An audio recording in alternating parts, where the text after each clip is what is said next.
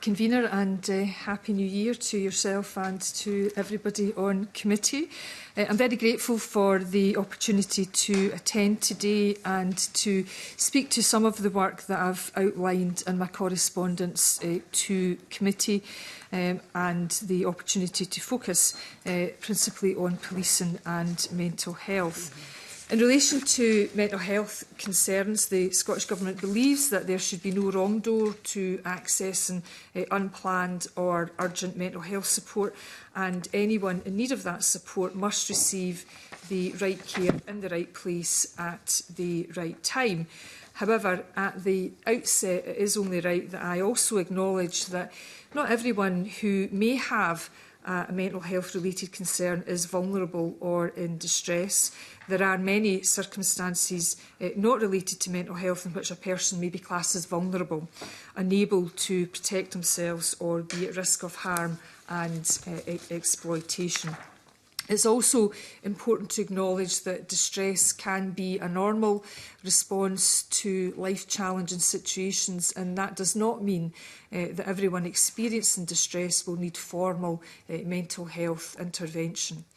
In any and all of these circumstances, individuals should be able to access the service best placed to meet their needs. However, there are undoubtedly continued concerns about the demands that mental health related calls in particular place upon policing, and we are working with partners, including Police Scotland, to improve the experience of access and support for individuals and to ensure that resources are deployed appropriately to reduce unnecessary demands on police officers. Since 2021, we have been working with partners, including health boards and Police Scotland, through the Mental Health and Scheduled Care Network to improve the mental health and scheduled care response and ensure that those in need of urgent or unplanned mental health care are directed to the most appropriate service and receive support quickly. This has been facilitated by the 24/7 availability of a mental health clinician in every health board for those who require urgent mental health assessment or an urgent referral to local mental health services. These clinicians are available to frontline services, including Police Scotland, through local community triage pathways. Through the development of the enhanced mental health pathway, we have also enabled Police Scotland's command and control centres to direct calls from individuals who have been identified as needing mental health advice and support to NHS 24's mental health hub. In her update to the Scottish Police Authority in November, the Chief Constable acknowledged the impact of the pathway in helping reduce demands on officers.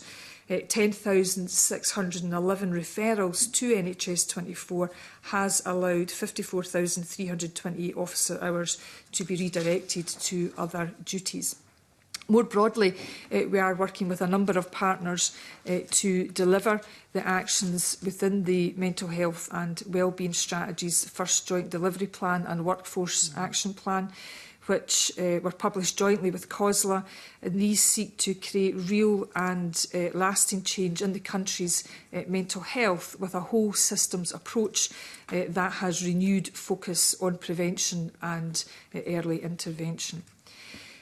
In its thematic review of mental health demand on policing, HMICS recognised that mental health is a multifaceted issue